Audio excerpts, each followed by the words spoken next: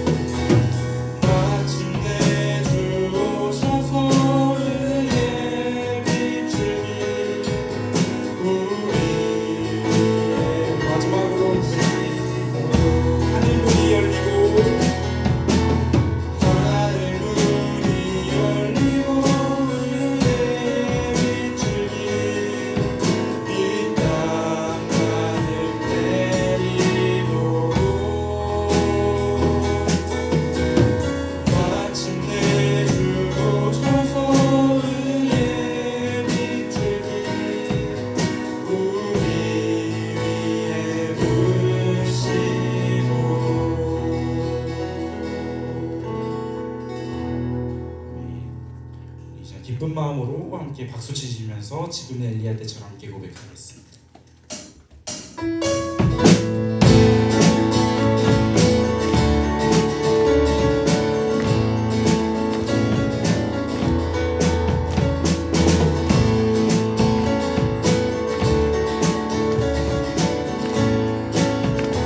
지금은 엘리야 때처럼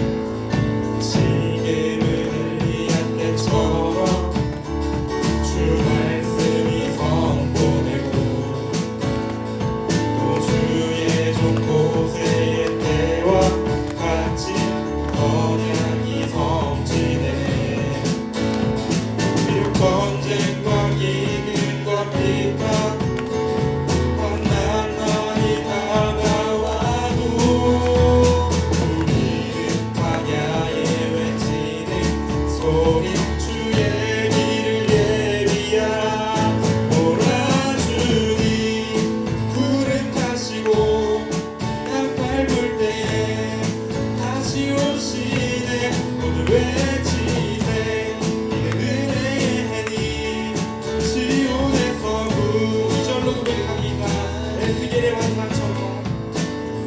에스겔의 환상처럼 마른 뼈가 살아나며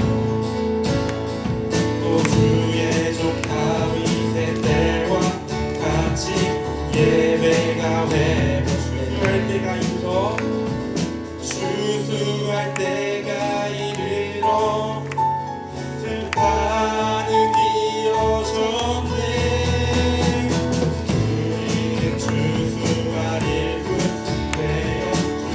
말씀을 선포하리 오라 주님 구름 타시고 땅 밟을 때 다시 오시네 모두 외치세 이는 은혜의 해니 시온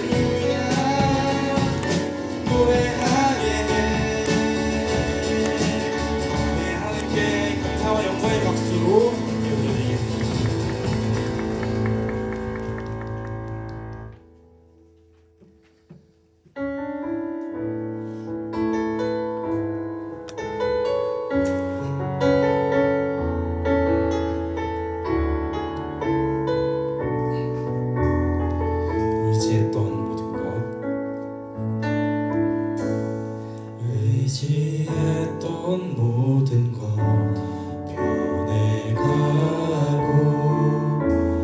억울한 마음은 커져가네.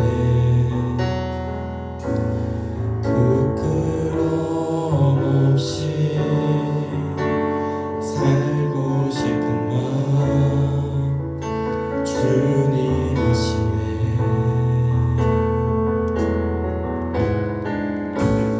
모든 일을 손으로 이겨내고 죄의 유혹을 따르지 않네. 나를 구원하신 영원한 그 사랑 그 신들의 날 붙드시네. 주어진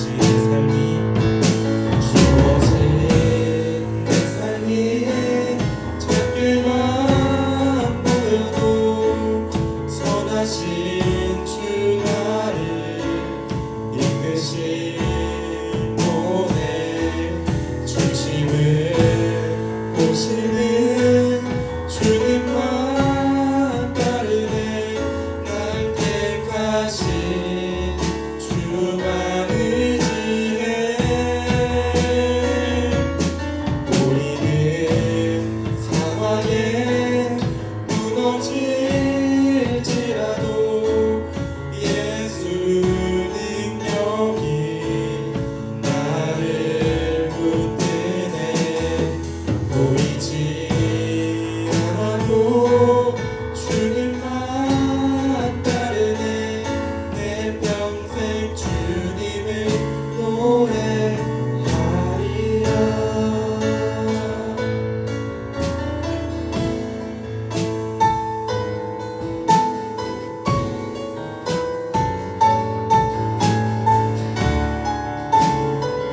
처음부터 함께 고백하겠습니다.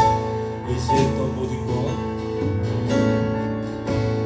의지했던 모든 것 변해가고 억울한 마음은 커져가네. 부끄럼 없이 살고 싶은 마음 주님 하시네.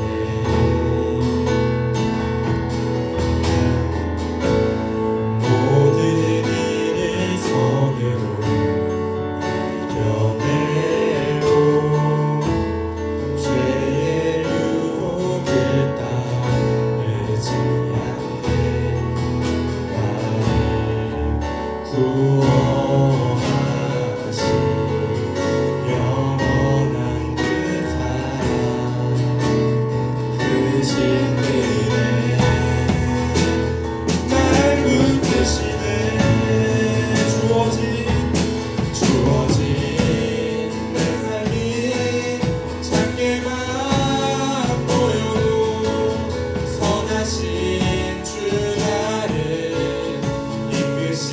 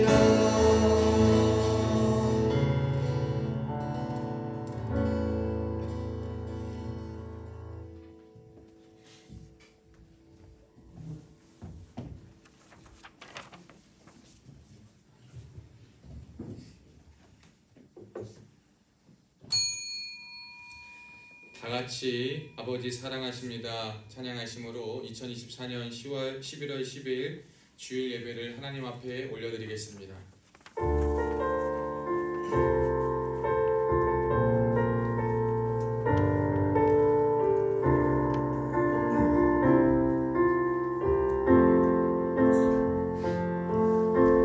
아버지 사랑합니다. 아버지 경배합니다. 아버지 채워주소서 당신의 사랑으로. 예수님 사랑합니다. 예수님 경배합니다. 예수님 채워주소서 당신의 사랑으로. 마지막으로 성령님 사랑합니다. 성령님 사랑합니다. 성령님 경배합니다. 성령님 채워주소서 당신의 사랑으로.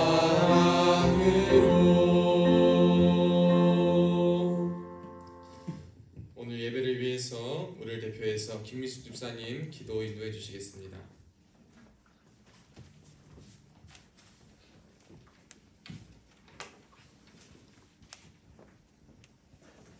기도하시겠습니다. 우리를 사랑하시어 목숨까지 내어주신 하나님 아버지 감사합니다. 한 주간도 하나님의 은혜와 보호하심 속에 살다 예배의 자리에 오게 하심 또한 감사드립니다. 자비로우신 하나님 아버지, 한 주간 우리의 삶을 돌아보며 생각과 말과 행동이 하나님 자녀답지 못했음을 고백합니다. 우리 안에 있는 죄와 허물을 십자가의 보혈로 용서해 주옵소서. 은혜가 풍성하신 하나님 아버지, 이 시간 온전히 하나님께만 집중하는 예배가 되게 하시고 성령님의 도우심으로 우리의 믿음이 회복되고 상처가 치유되고 하나님께로 가까이 다가가는 시간 되길 원합니다. 또한 각자의 삶 속에서 그리스도의 향기가 되어 주님께 영광 돌리는 저희가 되게 하옵소서. 저희들 주님의 몸된 교회를 더욱 사랑하고 교회를 통해 역사하시는 주님의 손길을 바라보며 성령 안에서 하나 되게 하옵소서. 각자 받은 사명과 맡은 직분에 따라 협력하여 그리스도의 몸된 교회를 세워가는 새빛교회 성도님들 되게 하옵소서. 사랑하는 형제들 힘든 군생활 속에서 몸과 마음이 건강하게 하시고 좋은 사람들 만날 수 있는 복을 주시고 전역하는 날까지 눈동자처럼 보호해 주옵소서. 새빛교회 성도님들 가정 하나하나 지켜주시고 믿음으로 성장하고 하나 되며 하나님이 기뻐하시는 귀한 가정들 되게 하옵소서. 말씀 전하실 조성민 목사님 영육간의 강건함과 성령 충만함으로 하나님 말씀을 선포하게 하시고 그 말씀을 통하여 저의 삶이 변화되게 하옵소서. 이 모든 말씀 예수님의 이름으로 기도드립니다. 아멘.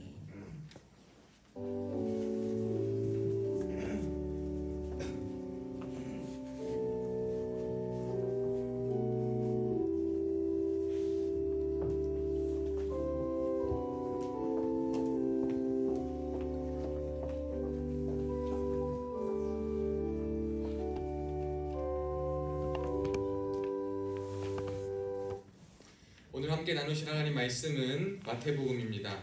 우리 구약 뒤에 신약 첫 번째 마하마누게 마태복음 26장 47절로 56절 말씀입니다. 제가 가진 성경 47쪽에 있습니다.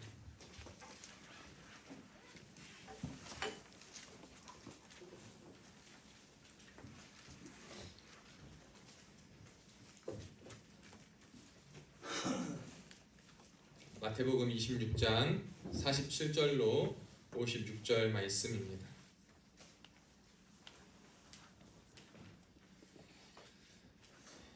우리 성경 다 찾았어요? 자, 못 찾은 친구 있으면 옆에서 도와주고. 그래. 야, 정우가 이제 도와주는겨 찾게? 어우, 야, 정우 멋있어. 글쎄 제가요 생활관에 가는데 우리 정우가 목사님 혹시 1대대 신병들 보셨냐 그러는 거예요. 그래서 못 봤거든요. 그래서 못 봤다고 했더니 방으로 인도해줘가지고 이렇게 또 우리 정우가 말이에요 보게 해주고. 우리 1대대 신병들 봤어요? 와 너무 좋아요. 자, 우리 다 찾은 줄로 알고 26장 47절 저한절 여러분 한 절 교독하시고 마지막 56절 똑합니다. 말씀하실 때에 12 중에 하나인 유다가 왔는데 대제사장들과 백성의 장로들에게서 파송된 큰 무리가 칼과 뭉치를 가지고 그와 함께 하였더라. 이들을 하는 자가 그에게 분노를 자르되 내가 이맞춘 자가 그이니 그를 잡으라 하니라. 곧 예수께 나와 랍비여 안녕하시옵니까 하고 입을 맞추니 예수께서 이제 친구여 내가 무엇을 하려고 하는지 하라 하시되 이에 그들이 나와 예수께 손을 잡는지라.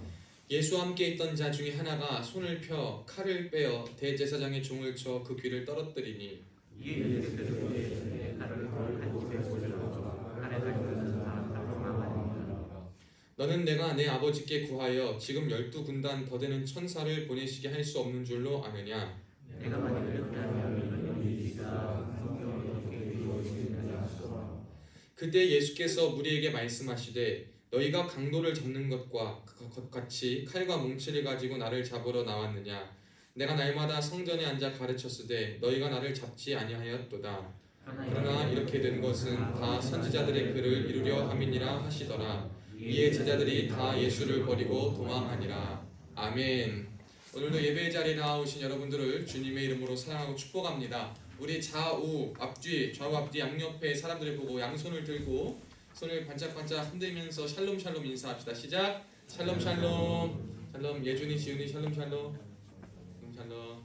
우리 두 번째 인사합시다. 오른손 들고 시작. 할렐루야. 우리 하나님을 찬양합니다.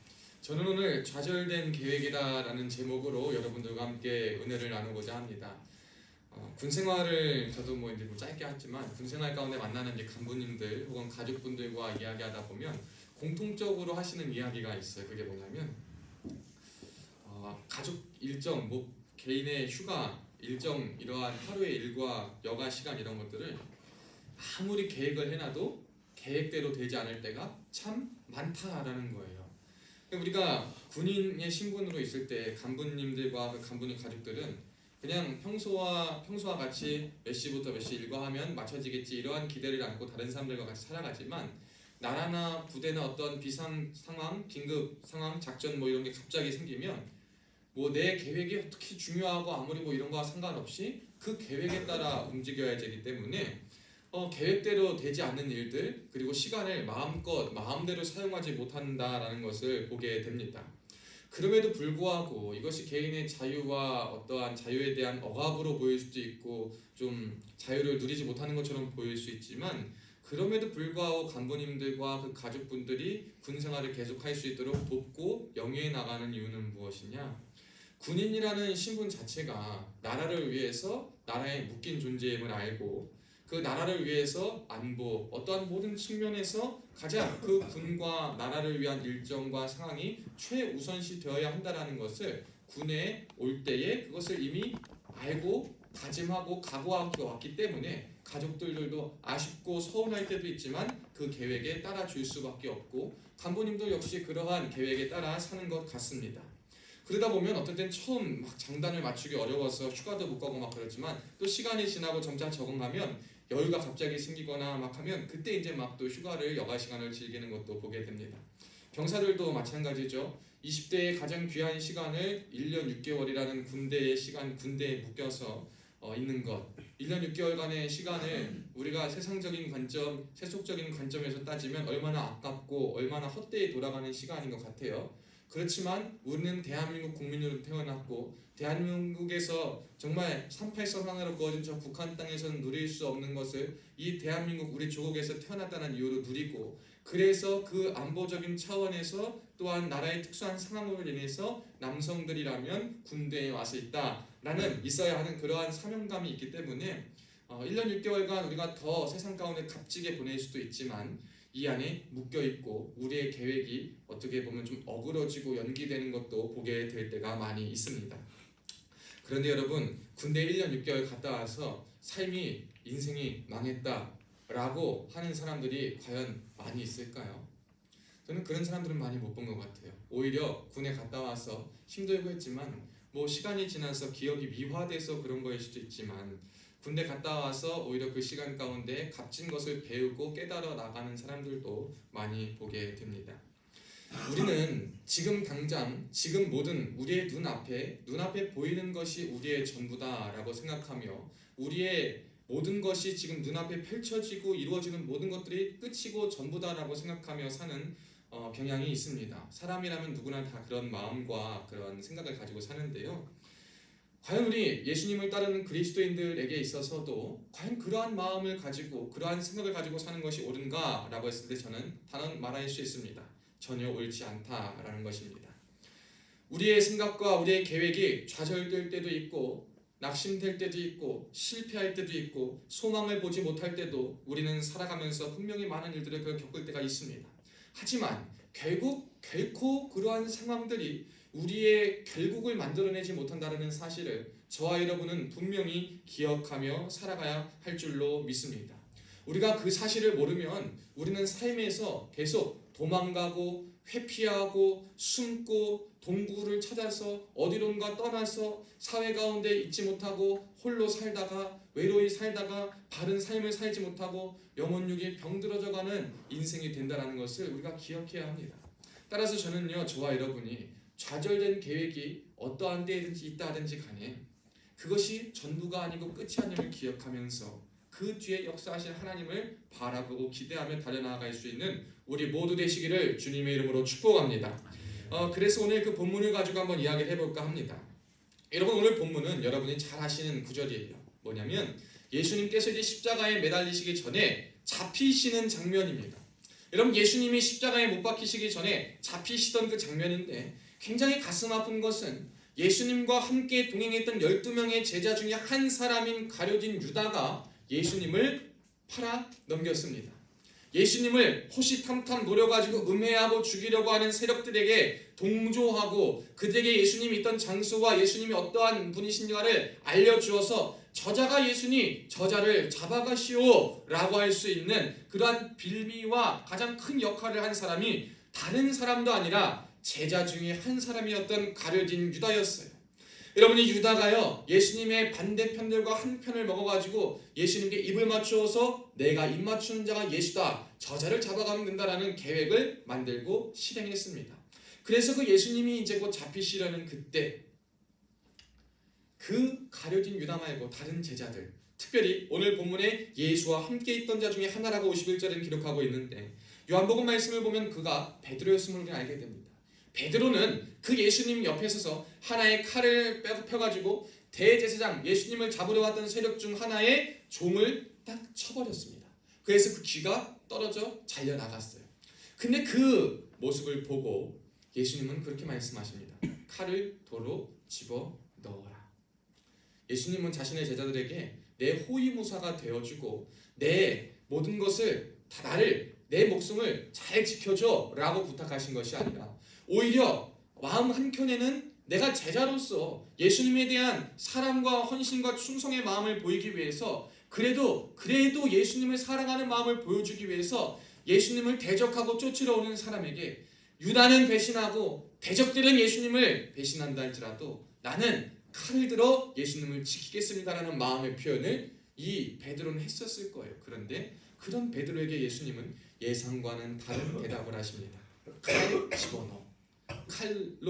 칼을 가지는 자는 칼로 다 망할 거야. 그리고 예수님이 이렇게 말씀하시는 거예요.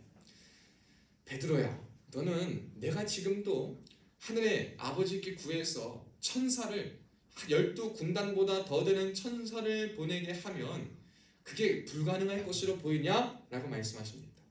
당시 로마 군단의 한 군단은 6,000명 정도를 약 한다고 하니까 6,000명 곱하기 12하면 72,000명이에요.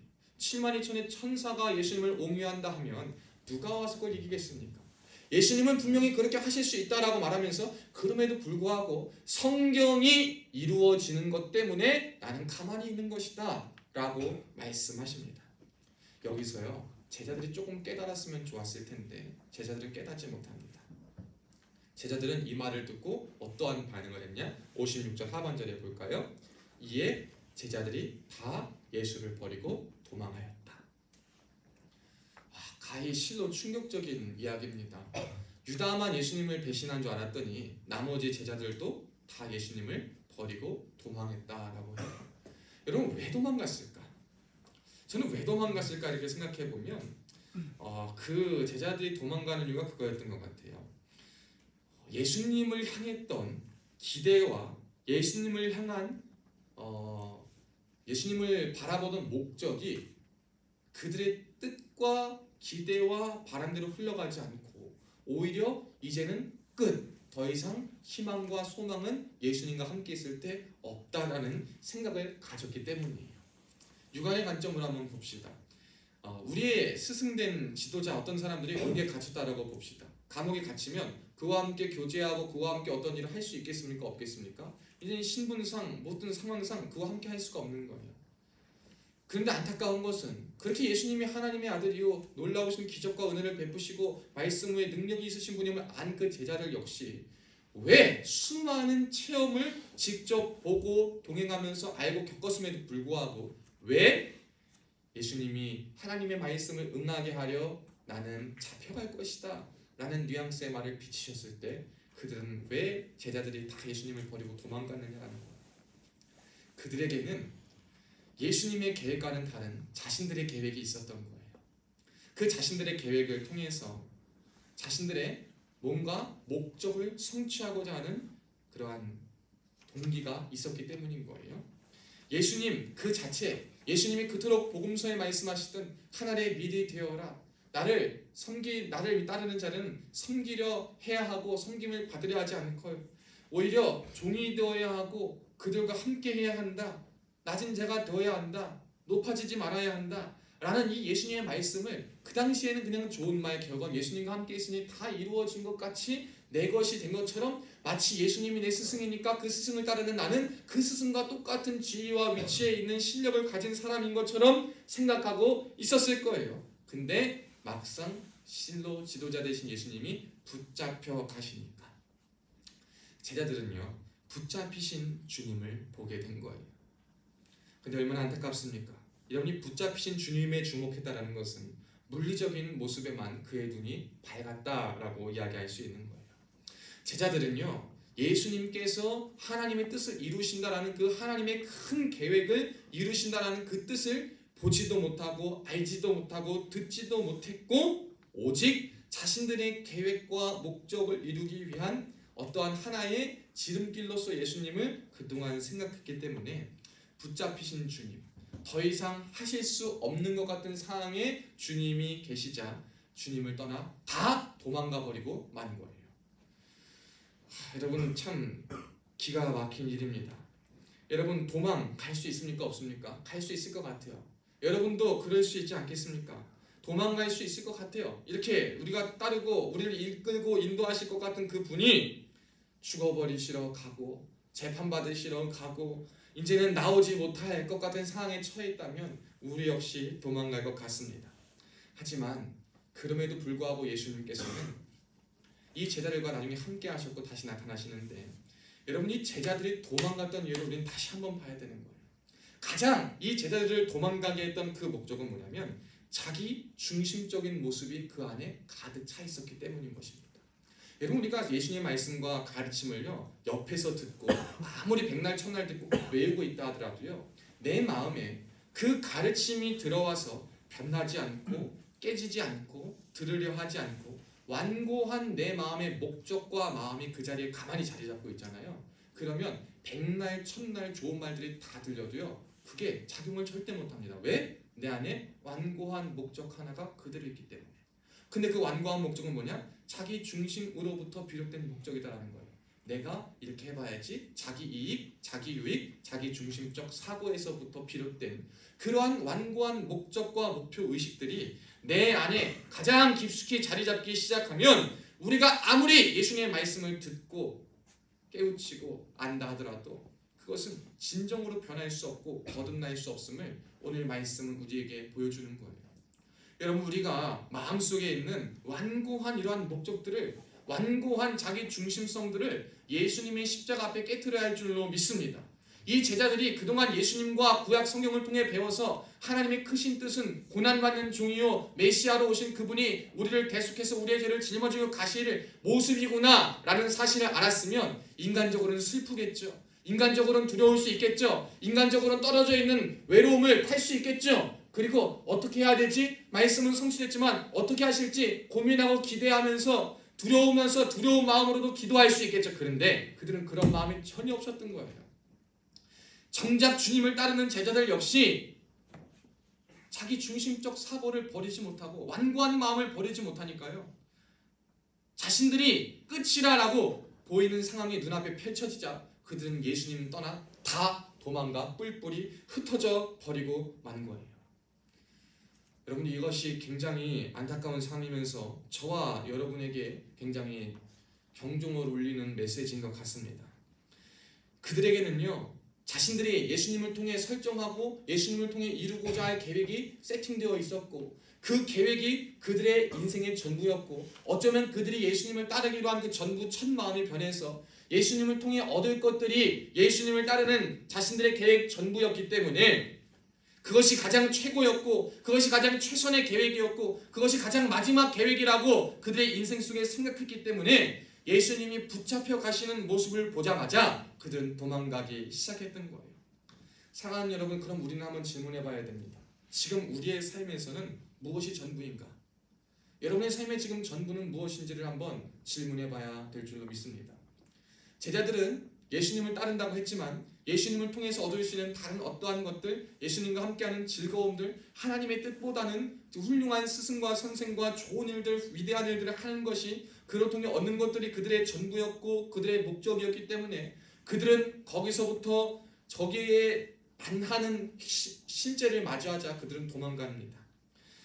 여러분들은 그럼 어떠한 것이 여러분의 전부인가 한번 생각해 봐야 돼요. 여러분이 지금 걸어가는 길, 여러분이 향하는 그 길, 여러분이 원하는 그 길, 과연 여러분이 원하는 그 여러분의 삶을 이끌고 지탱하는 그 전부는 무엇인가를 한번 보아야 합니다. 그럴 때 여러분이 그 전부라고 여겨지는 그 상황에 딱 정반대, 가로막히는 상황 속에서 여러분의 반응이 펼쳐질 것이기 때문인 거예요. 그래서 한번 질문해 봐야 됩니다. 선우정아라는 가수가 부른 도망가자라는 노래 다 아시죠? 여러분, 그 노래는요 몇 년이 지났는데도 많은 사람에게 굉장한 울림을 주는 것 같습니다. 어디든 가야 할 것만 같아. 넌 금방이라도 울 것 같아. 뭐 하면서 위로의 메시지를 주잖아요. 근데 저는 이 선우정아가 가끔 좀 이게 한번 마지막에 보면 기독교적인 메시지가 하나 있는 것 같아요. 도망가자 한 다음에 그 끝이 뭐예요? 돌아오자 씩씩하게 그렇게 말하는 것 같습니다. 많은 사람들은 힘들면 그만해, 도망가, 끝, 괜찮아, 전부를 잃었어, 넌 이제 소망 없어, 포기해. 세상의 사람들은 이렇게 말하는 것을 끝이라고 보고 그렇게 이야기하고 맙니다.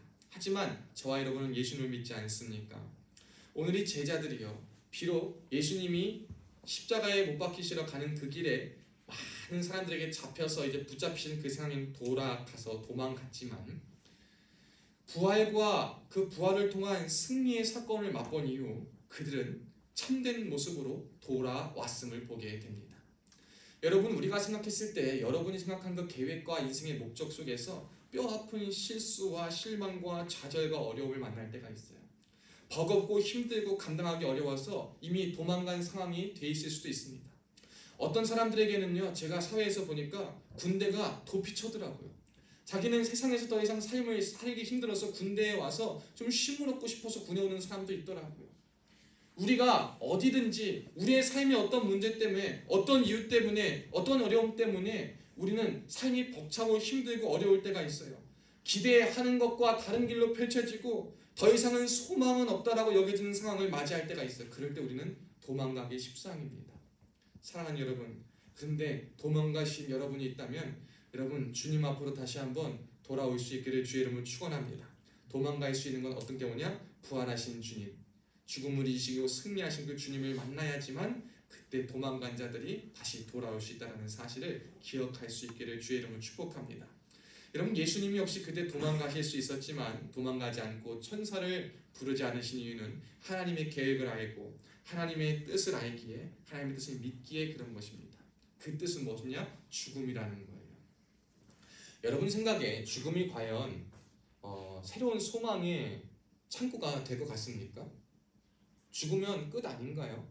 근데 왜 예수님은 이 죽음을 하나님의 뜻으로 받아들이시고 영원한 생명을 위한 길로 받아들였을까라고 했을 때 기본적인 우리의 생각과 틀로는 전혀 이해할 수 없는 일이지만 하나님께서는 죽음 역시 그 하나님의 손 안에 계획되고 관장하시는 분임을 우리에게 알려주신 거예요. 죄로부터의 죽음 역시 하나님 앞에서는 아무것도 아님을 저와 여러분에게 알려주셔서 죽음을 이기시고 승리하고 부활하신 주님을 바라보며 너의 삶에 있는 모든 어려움과 문제 속에 이제는 부활을 통한 승리를 보아하고 알게 되었으니 어떠한 결과와 어떠한 순간을 맞이한다 하더라도 여러분의 기대와 정반대의 상황, 사방이 가로막혀있는 상황을 맞이한다 하더라도 너는 사방을 보는 것이 아니라 너희의 계획이 끝이 났다고 너의 인생이 끝났다고 바라보는 것이 아니라 더 큰 뜻과 계획을 이루실 하나님을 바라보라 라고 말씀하시는 것입니다. 여러분 우리는 하나님의 계획을 이렇게 생각합니다. 우리의 계획을 그렇게 생각해요. 내 계획이 좌절되고 무산되고 내 계획이 실패되면 나를 향한 하나님의 계획도 실패됐다라고 생각할 때가 많이 있어요. 그렇지만 이건 정말 잘못된 생각입니다. 내 계획이 실패되고 내 기대가 실패됐다고 나를 향한 하나님의 계획과 기대가 실패한다. 이것은 절대 옳은 것이 아닙니다. 오히려 반대입니다. 내 계획이 실패했어요? 내 문제가 실패했어? 내가 문제를 마주했습니까? 내가 어려움을 처했습니까? 여러분 그때가 무슨 때냐면 여러분을 향한 하나님의 계획이 다시 한번 시작될 때임을 우리가 기억해야 될 줄로 믿습니다. 하나님은요 언제나 끝까지 자신의 뜻에 따라 자신의 계획 따라 삶을, 지구를, 우리의 생명을, 우리의 모든 인생을, 모든 이의 삶을, 세상 만사를 이루시고 이끄시는 분이세요. 그러면 저와 여러분은 인생을 살아갈 때 여러분이 어떠한 일을 마주할 때 간에 하나님의 계획을 신뢰할 수 있는 자가 되어야 한다는 거예요. 여러분의 계획 때문에 어렵고 힘들어요. 근데 괜찮아. 왜? 하나님의 계획이 있으니까. 내가 자기 중심적인 사고에 갇혀서 내 계획이 절대라고 생각하고 최고고 최선이라 생각하는 그것을 하나님은 깨부시기 위해서 여러분에게 그런 좌절된 계획을 허락하신 거예요.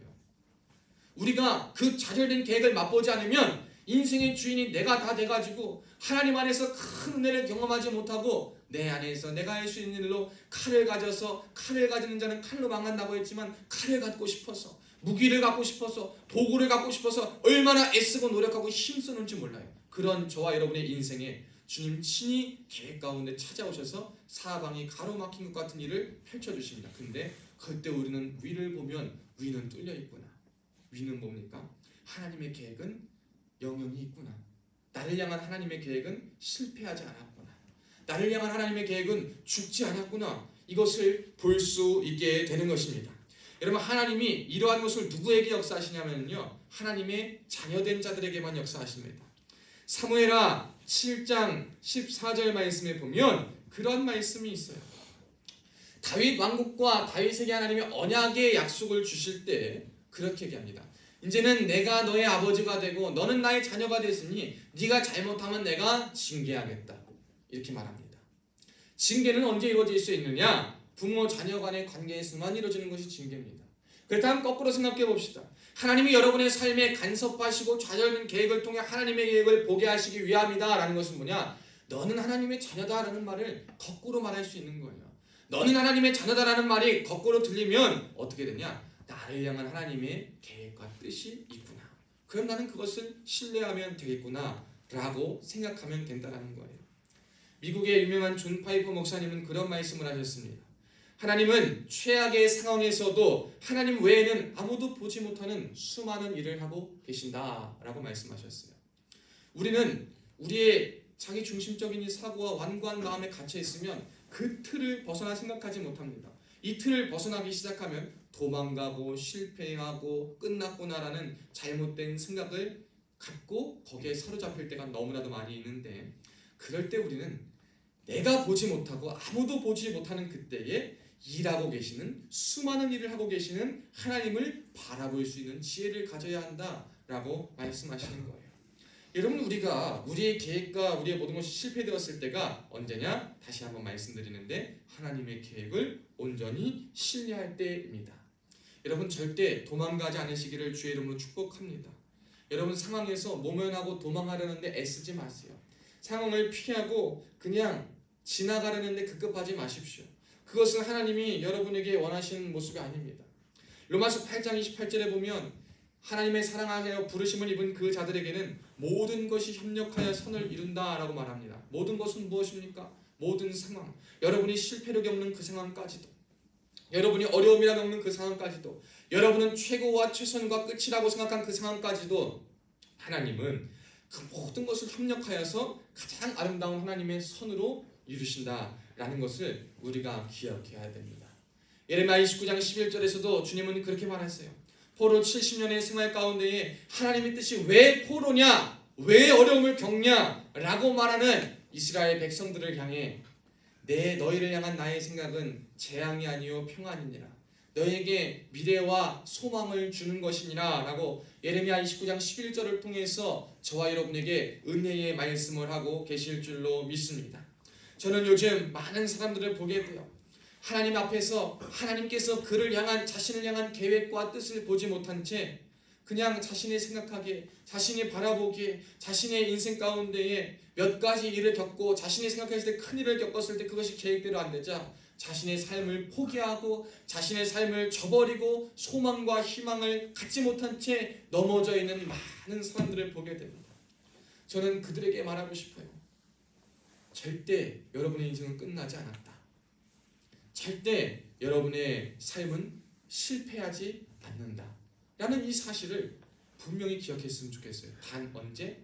여러분이 하나님의 계획을 신뢰할 때, 그와 더불어 떠나지 않고 함께 계시는 예수 그리스도를 바라볼 때, 그때 여러분의 인생은 다시 한번 하나님의 역사가 시작되는, 하나님의 계획이 시작되는 출발점이 된다는 것을 기억해야 합니다.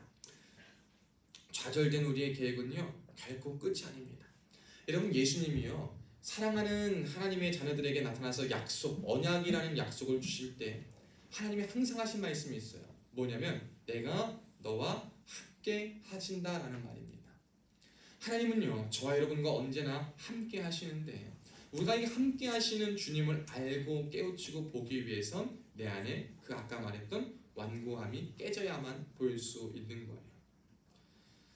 우리가 사람이 듣고 싶은 대로 듣는다 그러잖아요. 듣고 싶은 대로 듣고 보고 싶은 대로 봅니다. 그것은 뭐냐? 내 눈에 보고 싶은 대로, 내 속에 오른 대로, 내 상황에 갇혀 있는 대로 그 안에 갇혀서 그 중심적으로 보일 수밖에 없는 것이 우리 인간인데, 하나님은 이러한 모든 무산된 계획과 인생의 상황들을, 여러 가지 것들을 통해서 그것에만 눈이 맞춰져 있는 우리의 시선과 우리의 모든 것이 하나님 중심적으로 바꾸어지기를 원하심을 우리가 알면 됩니다. 체계와 틀을 바꾸는 것은 한 번에 되지 않아요. 한 번에 하기 위해서는 굉장한 노력과 수고가 필요해. 송두리째 바꿔야 합니다. 여러분, 송두리째 바뀔 만한 사건, 여러분 하필 왜 그때일까? 내 인생이 왜 그때 그 문제를 만나서 하필 왜 그때 그 일이 터져가지고 왜 하필 그때 그런 송두리째 변화가 있었는지 몰라. 여러분, 그런 질문이 떠오를 때가 있었어요. 그럼 그때가 언제냐? 여러분, 그때가 주님을 바라볼 때임을 기억하시길 바라요. 왜 하필 지금 나에게 이런 일이 생길까? 왜 하필 그러한 상황이 나에게 펼쳐졌을까?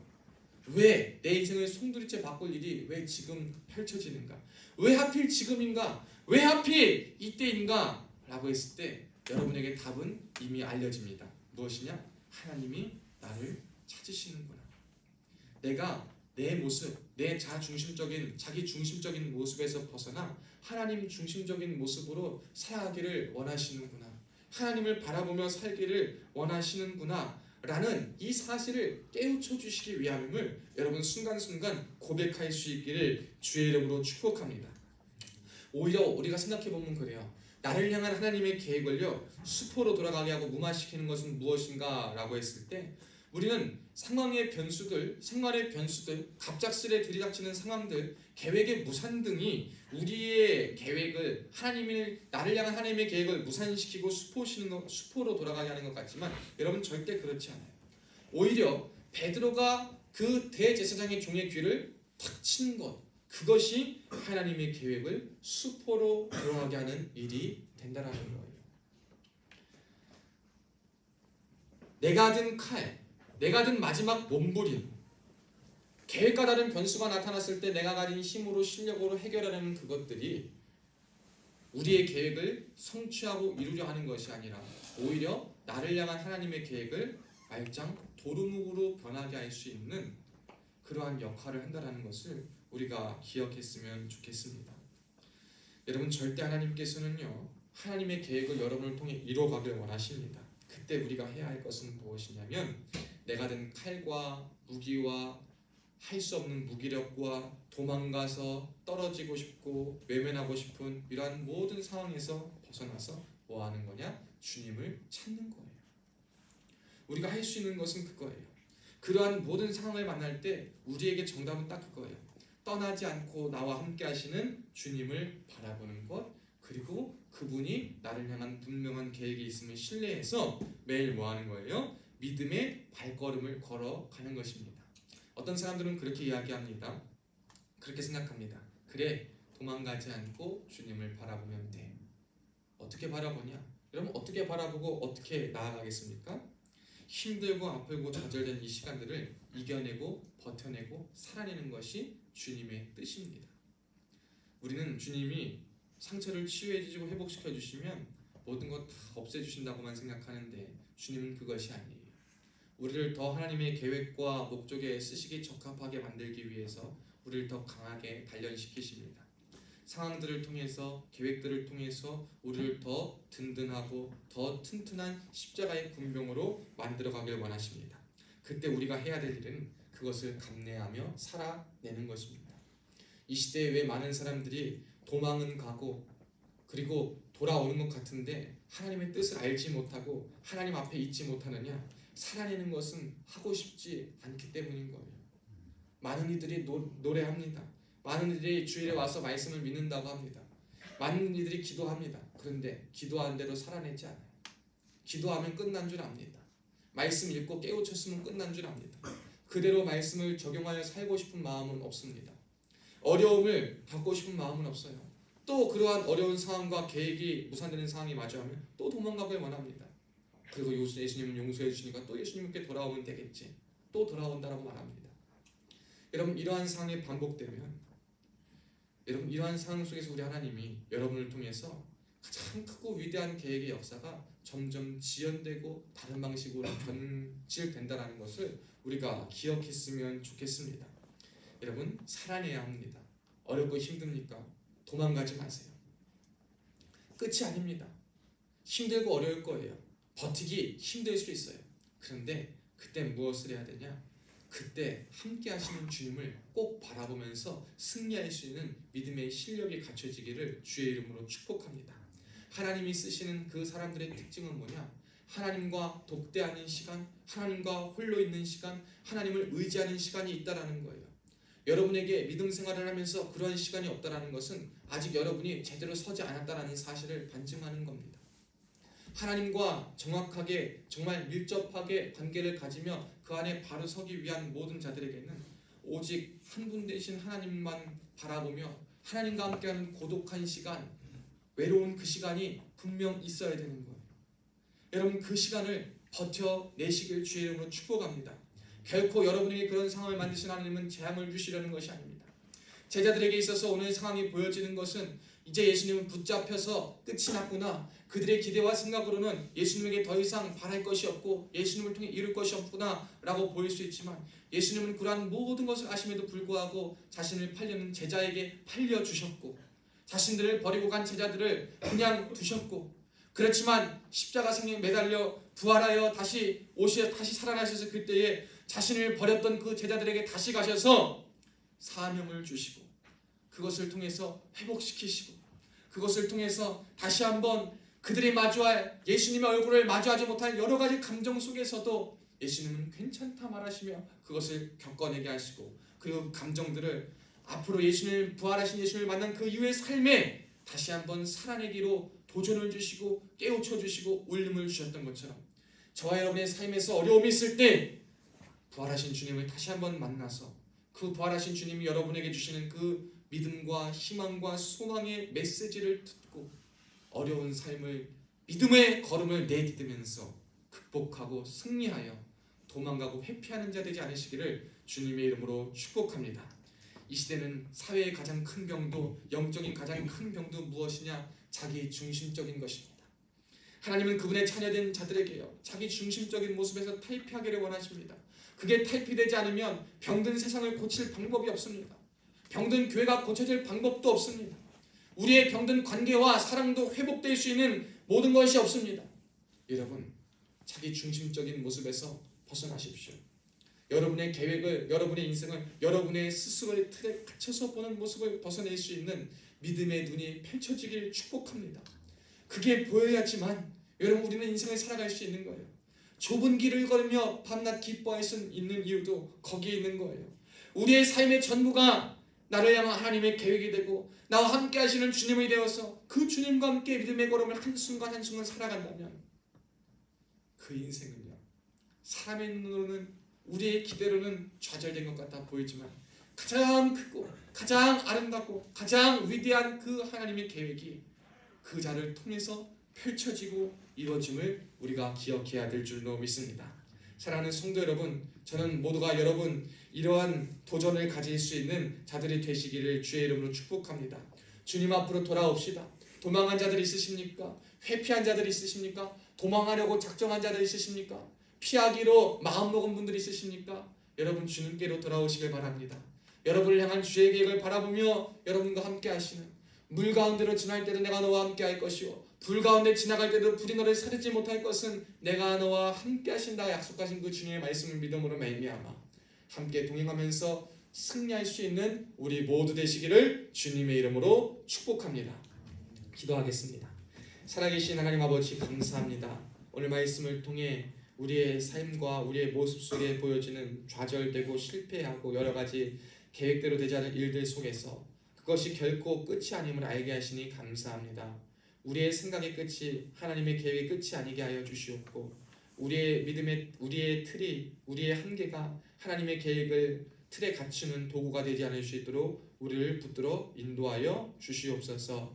사방이 가로막혀 절망할 때에 위를 보고 하나님을 바라보며 하나님의 계획을 신뢰하며 다시 한번 새 힘과 새 능력 얻어 소망을 얻고 살아갈 수 있는 우리 모두 되게 하여 주시되, 부활하신 주님을 만나는 우리 되게 하여 주시고, 부활하신 주님을 통하여서 우리의 인생에 다시 한번 소망과 힘과 활력을 얻어서 하나님의 자녀답게 살아갈 수 있는, 하나님의 영광을 마음껏 드러내며 살아갈 수 있는 우리들 되게 하여 주시옵소서.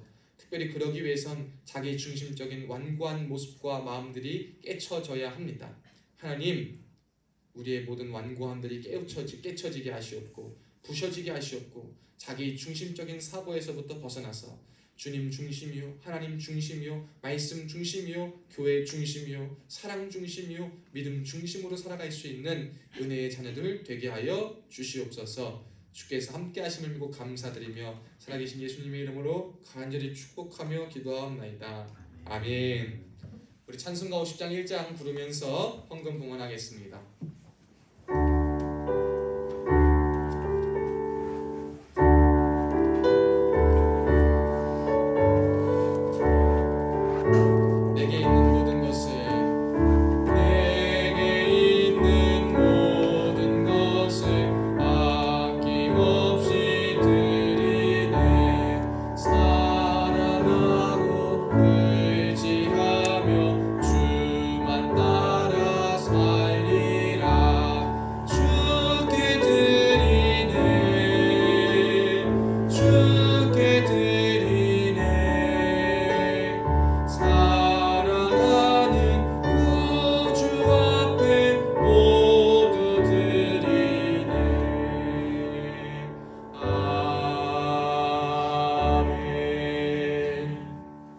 드려진 예물을 위해서 기도하겠습니다.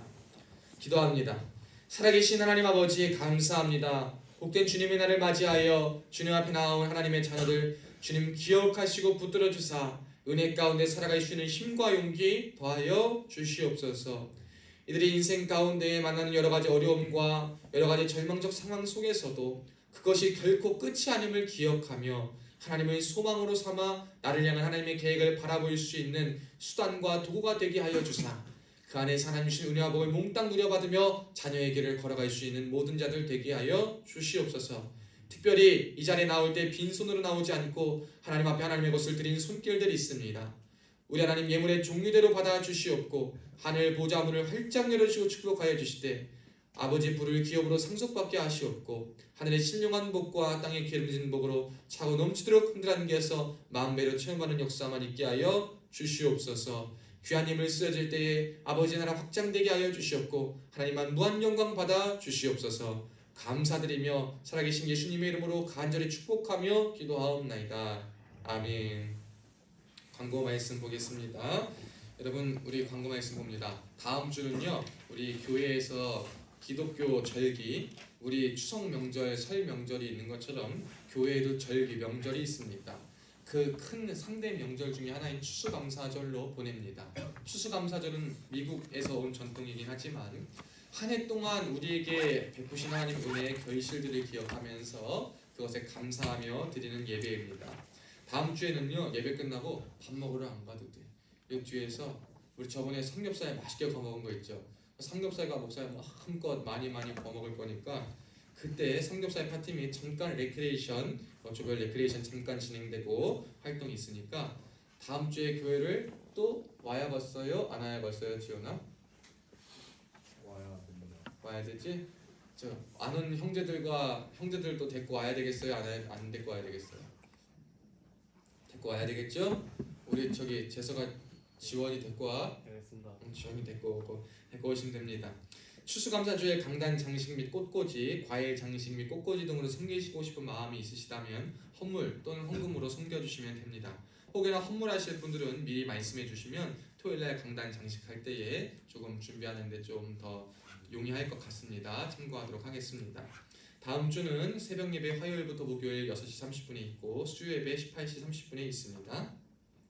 여러분 우리 유튜브에 701 특공대 새벽교회 검색하면 유튜브 채널이 있어요. 우리가 지나간 예배 영상들 여러분 참석하지 못했지만 예배를 드리고 싶은 자들 생활관에서 있으면 좋겠지만 있기를 바랍니다. 오시면 새벽 예배 매일 아침에 드리는 새벽 예배 그리고 수요 예배 주일 예배 이렇게 영상이 다 올라갑니다. 예배를 여기 오지 못하면 영상으로라도 드릴 수 있기를 축복합니다.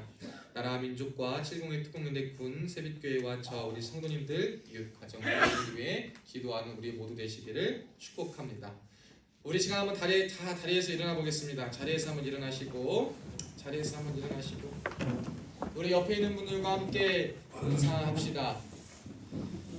한번 이렇게 인사합시다. 여러분의 계획은 실패했을지라도 여러분을 향한 하나님의 계획은 영원히 서 있습니다. 믿음으로 소망을 가집시다. 아멘. 우리 이 믿음 가지고 나아갈 수 있길 축복합니다. 우리 다 함께 박수치며 야곱의 축복 함께 부르겠습니다.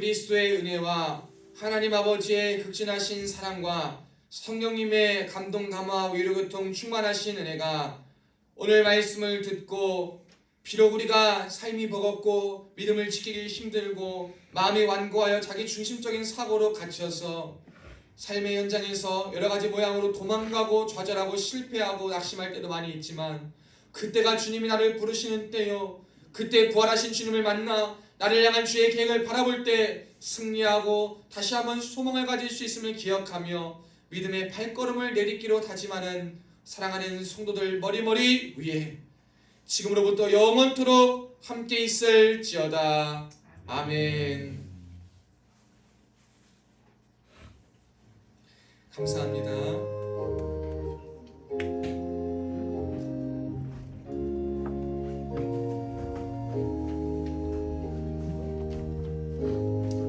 자, 우리 잠깐 자리에 앉으시고 우리 신병 2명 앞으로 오셔요.